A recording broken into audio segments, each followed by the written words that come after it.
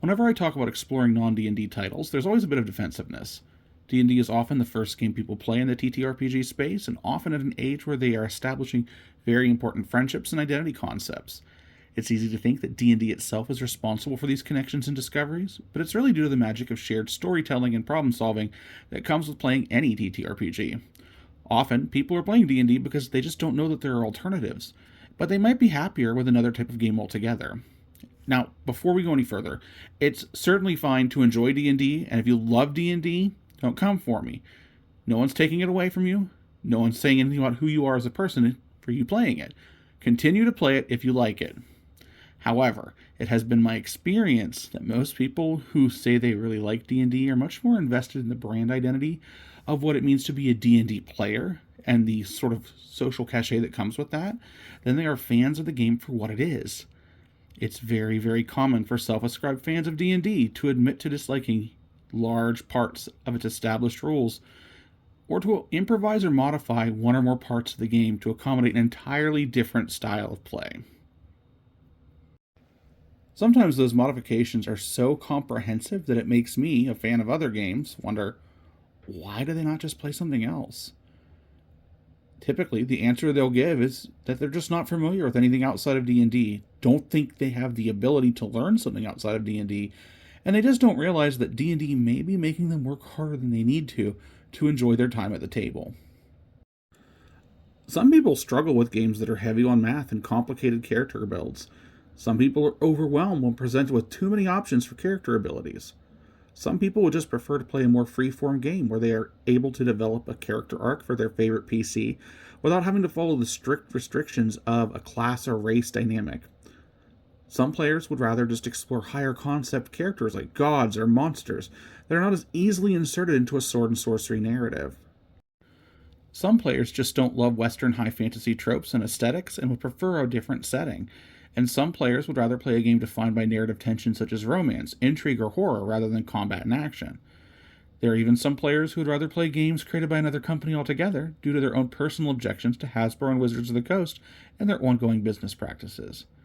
All of the above reasons are perfectly valid reasons to seek out another game, but you may want to try other games even beyond those reasons just to broaden your horizons and enrich your overall TTRPG experience. As someone who's been fascinated with game design since I was very small, at age 7 I started designing dungeons and mazes on notebook paper that I would distribute to classmates to solve. I've always been so fascinated with the creative and technical side of game development. Like most people, I really began the hobby with D&D, but I never quite felt like it fit my idea of what fantasy and role-playing was supposed to be. So I quickly began to explore other games as a way to tell those stories that D&D was, in all fairness, not really designed to tell. As I explored, I found that other games had a lot to offer, not just in terms of their standalone experiences, but also for me as a GM, and that they offered me a large array of out-of-the-box approaches and techniques that I could use to punch up an existing game and create a more tailored, memorable experience for my players. Now, very quickly, when it comes to assessing which types of games are best for you, I'm going to use two terms I briefly want to cover: exploratory and fictive. I'll go deeper into these terms in another video, but for now, what I want you to know is that games fall somewhere on a spectrum of exploratory to fictive, and it is not a linear spectrum at any point. Now, when I say a game is much more exploratory or a gameplay element is exploratory, what I mean is it's about establishing the hard physics of the situation, providing boundaries and parameters for the sake of establishing and cementing you in the square reality of the world that the game takes place in. This can be seen in games with complex combat mechanics, for example, which are going to use those hard numbers and turn structures to organize the chaos of a violent conflict. If you've ever seen a fight in real life, it does not break down as cleanly as it does in a game. But if you're trying to take stock of every single thing that can happen in a fight, you need a system, a strict one, an organized one, that can put things into easily understood impacts and abstractions. Games can also be exploratory in how they approach their overall design, emphasizing open-endedness and reliable cause and effect responses to player choices, such as, poke the trap, trigger the trap, die to the trap. Fictive, on the other hand, cares less about the hard details of what's happening and focuses more on why things are happening and to whom it's happening. Fictive games emphasize forward motion of the plot through character decision and agency. They want things to remain dynamic and exciting, and they want to pull players towards more and more compelling choices, which is the major motion component of the game. While exploratory design focuses on establishing the world around you, fictive design focuses on building up player characters as the major elements of change within the world. It doesn't care so much about how durable a wall is or how many languages an NPC speaks, unless that would matter to the drama of the moment. Fictive design never wants things to be ambiguous or boring. It can and sometimes is, erroneously in my opinion, defined as narrative focus, particularly in marketing, because it does see the game's story as the primary reward for play. However, because all games are going to fall on a spectrum of these two qualities, it's unfair to say exploratory games don't want to have a story, just as it's unfair to say fictive games do not want to immerse a player into the world via gameplay. It's just a matter of focus. Ultimately, it's about the goal that the design team has in creating an experience they want the players to have. Some games want to drop you half naked in an alien world and let you sort it out for yourself what's going on. Some want you to create a powerfully character-driven story full of interpersonal drama. As we establish that different players will have different wants and needs and capabilities, designers and GMs will as well. And supporting a diversity of games recognizes and supports everyone's strengths and ensures that the hobby is welcoming to more than just those who prefer a certain style and flavor of play. A style that chooses to assert itself as the greatest and most universal, despite being quite decidedly Eurocentric and high fantasy action. Imagine if every book or movie you watched or read had to be Lord of the Rings. Or if you're a big fan of Lord of the Rings, just pick another highly popular blockbuster title that you're not particularly fond of. Imagine whenever you ask to see another movie or read another book, people tell you, that's just what movies and books are. Stop demanding special treatment.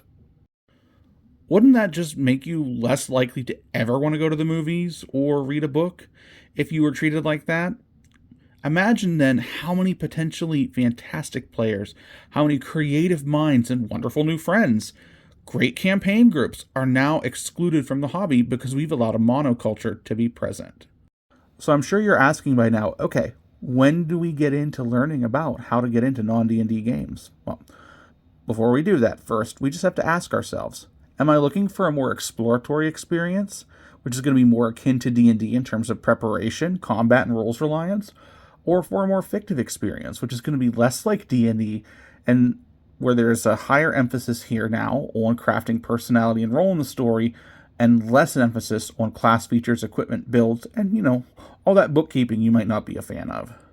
Then ask yourself, mechanically, how do I feel about D&D's existing mechanics? If you do understand them and even enjoy them, you might want to look into other games built on the same or related engine as D&D. If you've always struggled with grasping the mechanics, though, you might want to look into a game that has fewer rules or more accessible rules that's going to make it easier for you to learn and enjoy the new experience. And if you're somewhat ambivalent about the mechanics, I'd recommend looking into games that have a similar level of complexity but with a different design paradigm, so you can broaden your reference pool while keeping the experience relatively similar to what you already expect. I've had players jump from really, really crunchy games like D&D to a lot more rules-light games, and even though the rules themselves are quite accessible, they've struggled at that point to try and get into the game and wrap their head around it.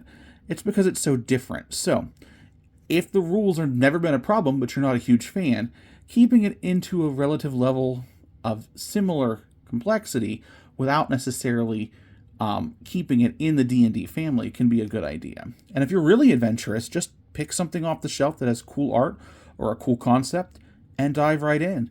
The worst that can happen is you just learn a little bit more about what you need as a gamer, what's good and what's important, and what you enjoy in the game. And then you can make a better decision next time. Before we begin looking into new games, let's just understand as well, it's important to get that games are individual titles, but each title is going to be developed on a game engine, which may or may not be shared by other titles. A game engine, which we'll interchangeably refer to as a system, is a mechanical skeleton upon which the game is built. D&D is a D20 game because it uses the D20 system. A title, like D&D, is a singular game designed using an engine. Titles built on the same engine will have a lot of similar rules, but they will not always be fully identical. However, By learning the rules of a single title, you're often able to easily pick up or adapt to another title using the same engine, which increases your options and palette of content to customize your home games even further. Game engines exist as tools for developers under a couple of different legal paradigms. One big thing to emphasize is that no one can legally copyright individual game mechanics under federal copyright law, so only the rules, text, and intellectual properties used in the published game product can be copyrighted. This means that any creator can use the general gameplay elements of another game without attribution, but they cannot, for example, use a block of text explaining the rules that someone else wrote, or use the concept names, flavors, characters, prose without providing credit and payment. So, you can have a spellcaster that works like a wizard, but you can't necessarily call it a wizard. Well, I think legally you can call it a wizard because it's not a name that they have a right to. But you can't call it a mind flayer or an illithid, or one of those two. I always get that flip-flopped. The point is, you have a framework that you can build upon, but certain concepts, characters, and ideas belong to the game. That said, games thrive when multiple parties are creating content for them because it grows the player base, it creates additional industry opportunities throughout publication and sales, and it allows players to experience more customized and tailored gameplay. Because of this, the TTRPG industry has always had heavily collaborative nature that is largely enabled by the practice of making game engines available to other developers for a minimum investment with open source documents. See, like right here, as this book we're looking at right here, like someone else did this. This is not a Wizard's baby, but they did it with Wizard's engine. These documents contain a complete breakdown of the game's rules and mechanics, as well as provided text to explain the rules that are without specific concepts or allow them to explain IP-specific characters and ideas in a way that can be used universally. Developers can use these resources, which again can be requested or found online, to design their own games or create side content for an existing game, and most will allow them to associate the games together using marketing tools such as graphics and legal associations that allow us to ensure that those audiences know that all these products are from two separate publishers. They're compatible with one another and share common enough rules that they can share an audience, meaning you're safe to buy this as a D&D 3.5 fan. Don't worry, it's something you can use. Most common of these documents are going to be called Open Gaming Licenses and their System Resource Documents, or OGLs and SRDs as you'll see them most often. Some games, particularly those with looser rules, will not have these, but instead will release their game under what's called a Creative Commons license, which allows developers to easily cherry pick what part of the game that they want to utilize, put it into their own game, and then market that game as part of the same family of games without necessarily adhering to a broader rules foundation like with an SRD. Some games have what I would call a proprietary system, which means that that system is unique to that game and is generally not going to be seen in any other titles, or at least not available through an OGL or a CCL. When a game has a proprietary system, other developers can borrow mechanics from it, and attribution is expected as a courtesy, but you can't associate the game with another original title for marketing purposes. As a home player, you can take mechanics from anything you want, and you don't have to attribute to anyone. Supporting games created by smaller creators, third-party developers, and indie creators does a lot to help keep the ecosystem of the TTRPG industry thriving, a fact that Wizards of the Coast used to be quite aware of. But recent attempts to restrict and monetize their OGL more aggressively, as well as corporate maneuvering towards a monoculture across the shelf spaces of game stores around the country, have caused a lot of hardship for these vital creators who are just having a harder and harder time releasing the products they want without collaborating more directly with Wizards of the Coast. Go into the comments section of any Kickstarter campaign on social media and count how many times someone is urging a small independent creator to just release this for 5e, or being told that their product is a waste of time because D&D already exists, and you'll see what I'm talking about. When the TTRPG world is diverse, however, every engine and publisher of all sizes can flourish, and players are able to connect with the right games and connect with the right groups for them. When creators are given a much more restrictive toolset, however, dictated by marketability, the entire community loses out on new players, new games, and accessible systems for everyone. And those of us who really love this hobby will have fewer and fewer opportunities to play with people. That said, let's go over some common engines that you might explore if you're transitioning away from D&D. Powered by the apocalypse, PBTA games will not have characters that are defined by class or race, but rather by the role they fill in a story and the impact the character has on the story. These roles that you select are called playbooks. Playbooks can vary from game to game, and it's not uncommon for playbooks to have extra rules and little mini systems that apply specifically to a character of that particular playbook. Something you also see in D&D with its various classes, to be for sure, but these are much more streamlined and accessible than in more crunchy games.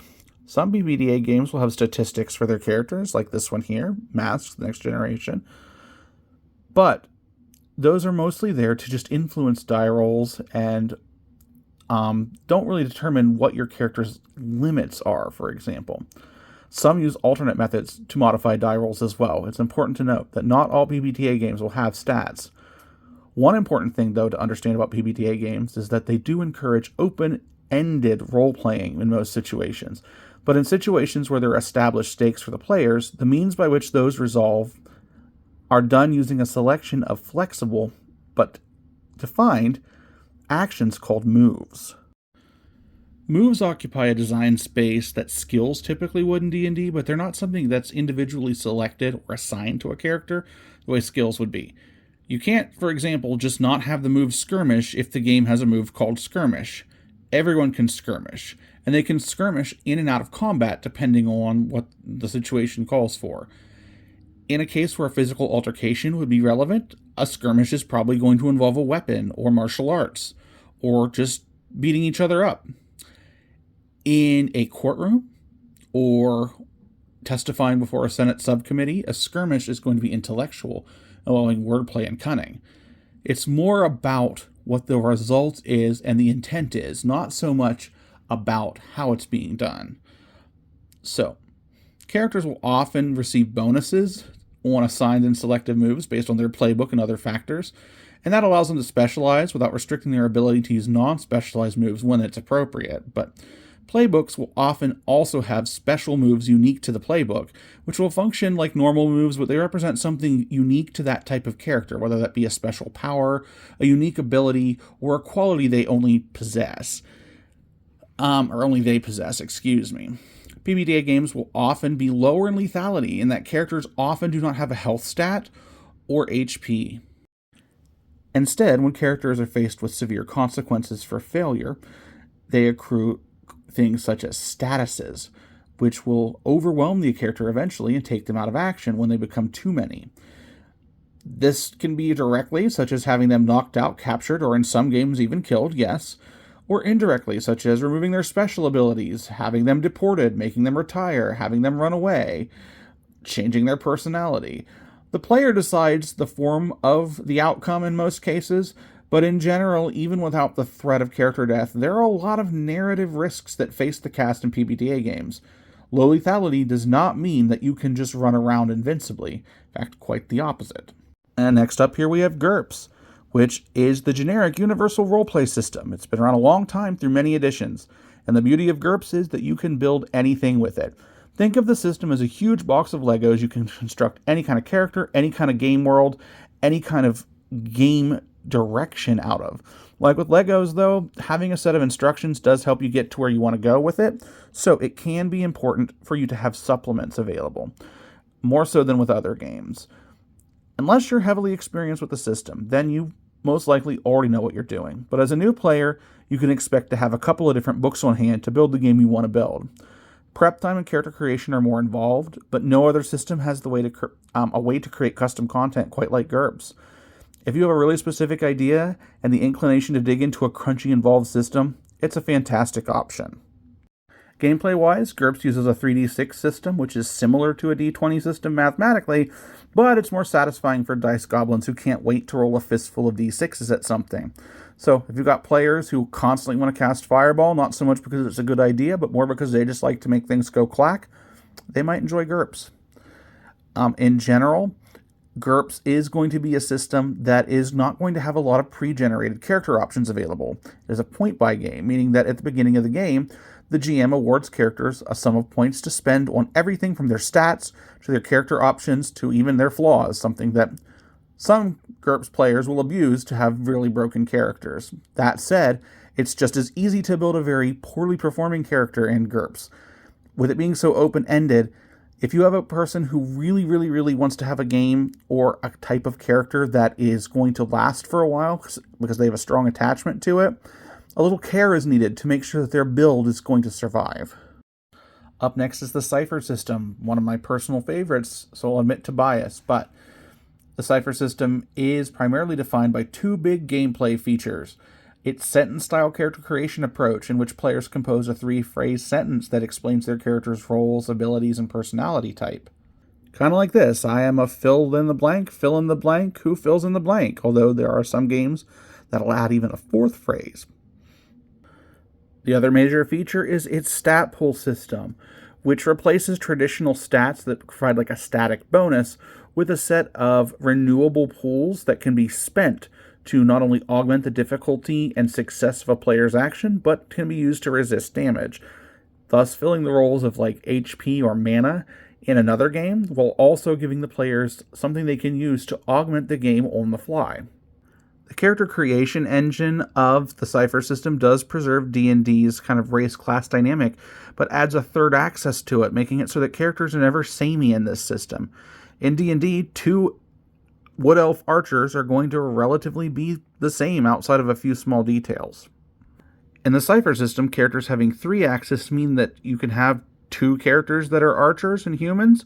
One may be made of clockwork, while the other can control magnetism, meaning that they'll still feel very different despite having a lot of similar mechanics, and very different personalities, and personalities matter in Cipher.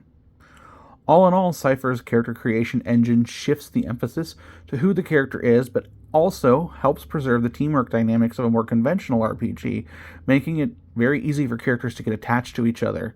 Another strong feature of the Cipher system is its ease of preparation, as any level party is able to engage any level encounter without necessarily being outmatched, although a direct approach of attempting to kill something may not always be favorable. Additionally, the Cipher system is wholly modular, allowing the GM to seamlessly port enemies, NPCs, items, character options from one game under the engine to the other, saving time and adding increased customization. If you're looking for a game that has the build options of a game like D&D but with less traditional feel, or a game with a very high level of customization with minimal prep, the Cipher system is definitely worth exploring. We also have World of Darkness, a long-running and popular alternative title to D&D. You probably know someone who's played World of Darkness. It's been offering gothic and horror-based genre fantasy for a very long time within its shared universe, over 30 years. World of Darkness creates stories of tense character development in which you manage your character's constant battle with their own supernatural nature, while also engaging in subterfuge, politics, and conflict. While the engine may not be suitable for sensitive or younger players, it offers a robust roster of choices for players interested in a compelling urban fantasy or horror game, with an emphasis on character management and faction-based play. In World of Darkness, rather than playing a specific class, you'll often select a supplement book such as vampire or werewolf, and then, once you've determined what kind of supernatural being you are, you'll select things such as your factions and loyalties, which will give you additional abilities to differentiate yourself from the rest of the group, which will probably be the same type of creature. Because everyone has different loyalties and factions, there's a lot of backstabbing and intrigue that happens in these games. World of Darkness is a dice pool game, meaning that rather than rolling one die against a target, you roll multiple die and try to achieve multiple successes to determine what degree you meet that success. So, the more bonuses you get, the more dice you roll, and most of the time you're trying to hit a certain number and counting up all the dice of that number or higher. This allows for gradated successes and failures instead of just a pass-fail dynamic that D&D has, meaning that, for example, your vampire might get enough successes to defeat the rival, but not enough to do so without having a slip in their humanity now that they've tasted blood. This sort of gameplay makes every roll feel tense and exciting, and also makes it feel like a real dangerous proposition to play for a long time. The more you roll, the more consequences your character will face, and even though they're often immortal, that does not mean you're not in for a bad time eventually, but in the best way. We also have Fate. This is a pretty popular game that you'll see a lot of. I haven't seen it as much lately, but it's definitely still around.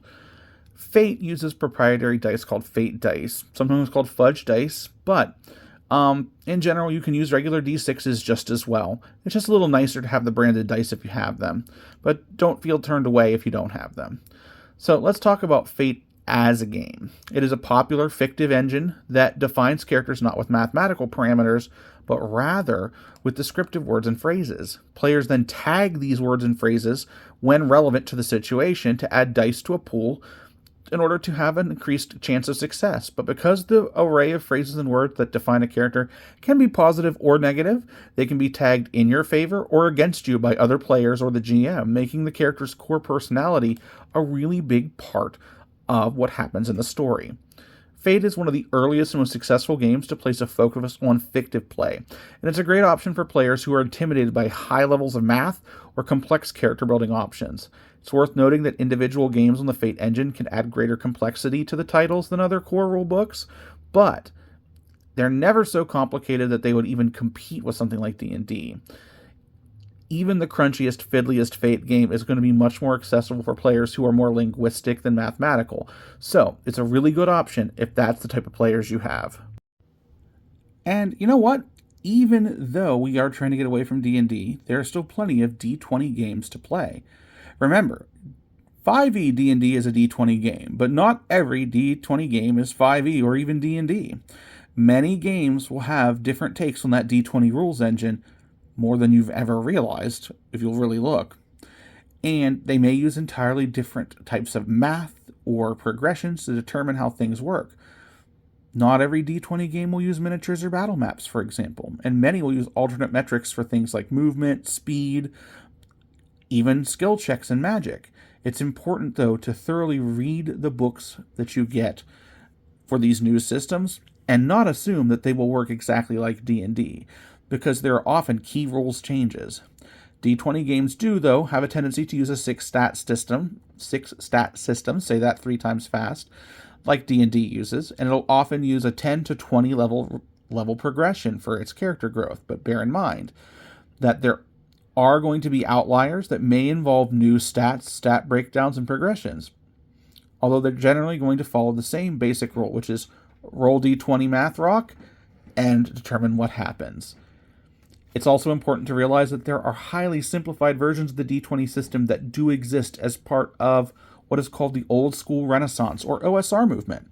The OSR movement is a fan and small developer-led initiative to revive the pre-Wizards of the Coast days of D&D by creating hacks to the system that strip away a lot of the complexity and return it to the spirit of games like OD&D 1 edition, 1st edition, 2nd edition, and Advanced Dungeons & Dragons. Generally, you're going to have a 6-stat system. Again, try and say that quickly. Use a d20 to resolve rolls and have races and classes, but you won't see a lot of the rules complexities or options in recent editions. If a streamlined, nostalgic-based gameplay experience is what you want, OSR games on the D20 system are going to be a great way to do so without directly supporting Wizards of the Coast. Now, this list of systems and the titles on them is far from comprehensive. There are countless games and engines, with more coming out every single month. D&D is a fantastic game that wants to take us to a land of elves and dwarves and swords and sorcery, but in my opinion, what made it magical for me is the people contributing to it at the table and behind the scenes with its creation. I still vividly remember falling in love with game design with the 3rd edition psionics rules, and that's on the hands of the creators, not D&D. You know, this game can become, and this hobby can become even more magical when it's part of a thriving landscape of creator-led games, a true multiverse of worlds and genres to visit. So, consider for your next campaign, instead of adding yet another supplement to your horde of options for D&D, try dipping your toes in the water of something a little bit different. You might find something you truly love, or you might just walk away with some new tools to make your next trip to, Baldur's Gate a little bit more unique and in-depth than the last one. But regardless of what the outcome is, you're helping make this hobby more accessible, more welcoming, and more sustainable for everyone by making that decision.